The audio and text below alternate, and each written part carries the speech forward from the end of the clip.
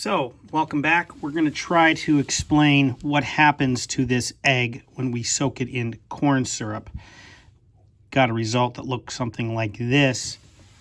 And we all should have this page, and it looks like this with maybe some of you have this little bit, some of you don't. But the front page of this is done. What we're interested in is the back page. Okay? And so we're going to try to use the analysis we did on a previous page to explain why the egg did what it did. So we clearly see the egg got smaller after being in syrup. And that's what we're going to try to draw a picture of here. Okay? We're trying to draw this representation of what happened here in that space. So this is the egg that was before syrup. This is the egg after syrup. So what we're going to do, hope I didn't, is we're going to remember that we are using a little W to represent the water particles, a big S to represent sugar particles, and a big E to represent the egg particles. So here's the thing. Syrup, okay, this is the moment we put it in the syrup. So this, when we say it's before syrup, it's before it soaks in syrup. We are putting a big egg into syrup.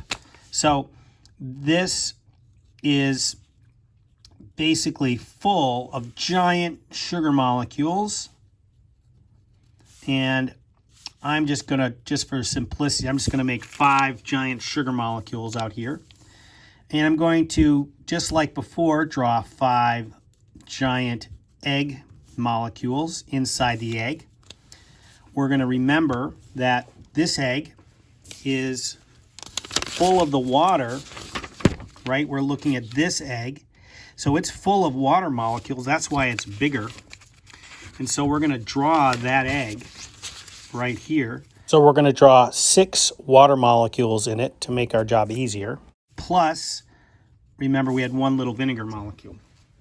And so this membrane surrounding the egg has pores or holes in it that are big enough for the water to escape, but not big enough for the sugar to go in or the egg to go out. Egg and sugar molecules shall not pass, but water molecules and vinegar molecules can. So because there's a low concentration of water molecules outside the egg, what happens is the water molecules diffuse through a semi-permeable membrane. That is, they do osmosis and they leave the cell. So water goes out. So what we end up having is, so outside the egg, we are going to have 3 water particles. And inside the egg, we're going to have 3 water particles. In addition, we have the super large egg protein molecules that can't escape, so they're stuck in there. And we, I forgot one. Okay. And so we are going to have an even number of water molecules.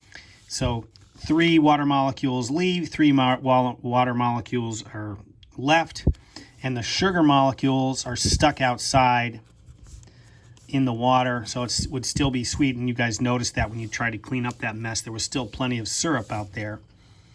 And that's what happened, is the water diffused out of the egg.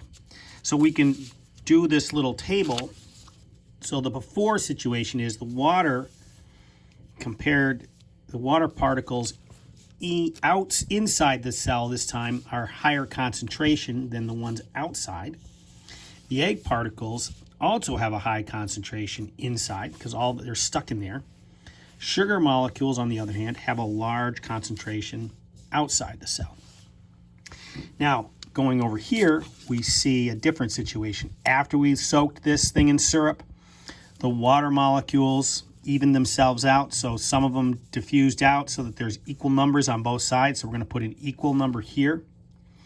And then we're going to recognize that the egg particles cannot leave. So they're stuck with a high concentration inside.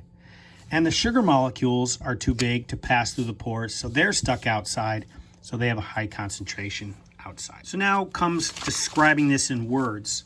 So again, we talk that all the particles are always moving and bouncing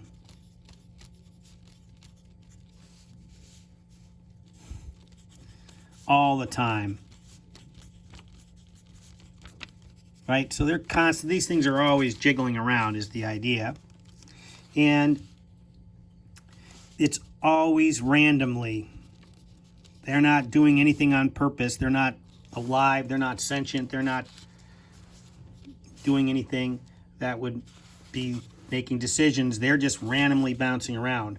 But because the egg particles are too big to fit through the membrane, they stay inside the egg. Just like last time.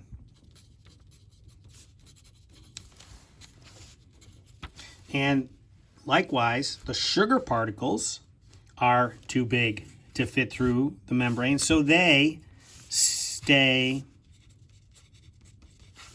outside the egg.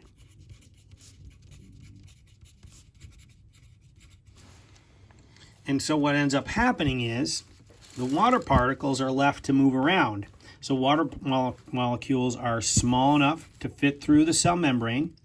And since the water molecule is more concentrated initially, right, at the starting of this, they're more concentrated inside the cell than outside,